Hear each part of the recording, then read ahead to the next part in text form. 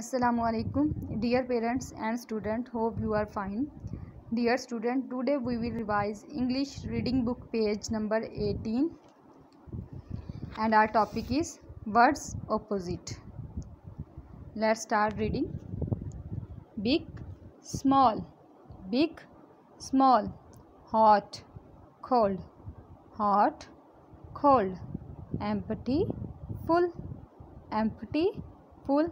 जब कोई चीज़ खाली होती है तो उसके लिए हम कहते हैं एम्प्टी, और जब वो फुल होती है, भरी हुई होती है, तो हम कहते हैं full.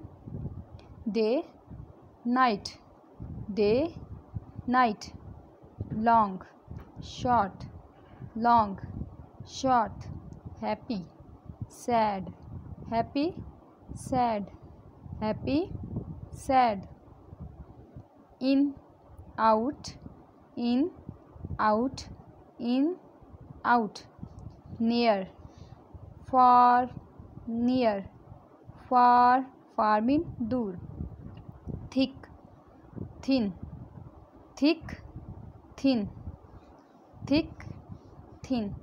Let's start our written